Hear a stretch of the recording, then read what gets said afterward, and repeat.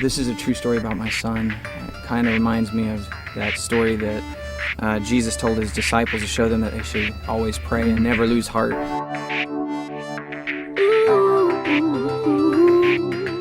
Okay, my son, he loves football. I mean, he absolutely is enamored by it. He was on a certain flag football team, and he had a coach that was a little bit unfriendly, a little bit cantankerous. And first day of practice, my son goes up to this coach and says, "Hey, would you mind if I tried out as the quarterback?" And he told my son, "Yeah, sure, we'll do that today." And at the end of the practice, he hadn't yet tried him out as a quarterback. So the second practice happens, and first thing my boy does, he walks up to the coach and he says, "Hey, would you try me out for quarterback?" And the coach again says, "Okay, we'll do that later this practice." And as my son walked away, I remember the coach, he rolled his eyes and he said, "Everybody wants to be a quarterback." I was downright mad. So I gave my son a lecture. Sometimes people don't do what they say they're going to do.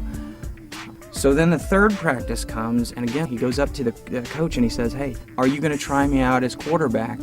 And I'm a little surprised. He's being persistent here. This goes on and on every single practice. "Will you try me out?" "Yes, sure thing." And he never does. He never tried my boy out as quarterback. Well, the preseason ended, and I thought, well, that's that. And then the first game came. My boy, in his jersey and his flags, he's got everything, he's all decked out as a little football player.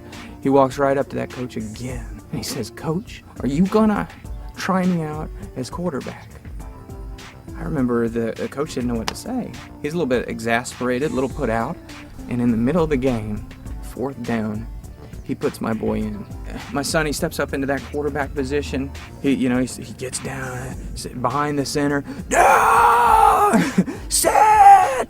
Hike!" So I'm out of my seat. I got my camera. I start snapping shots, and he does one of those 5-drop steps like he's been a quarterback all his life or something. He's 6 years old, and he times out a receiver's route. As he turns that corner, my son throws perfect spiral, perfect trajectory to the first down marker. Boom! Just spot on, and he hits him. It was unbelievable. I went crazy. I was up out of my seat, jumping and cheering. That's my boy,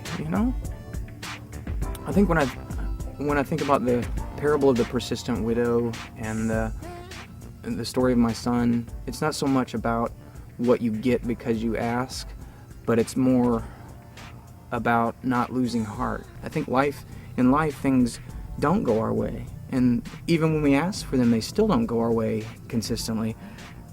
But the point is to not lose heart. And I wonder about the opposite, that if we do stop praying, that we do lose heart. Do you see where I'm going with that? That maybe asking in prayer is a connection point with hope, that we don't lose heart even though we're not getting what it is we're asking for.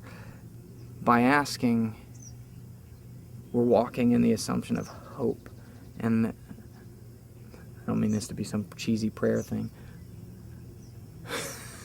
I'm sorry.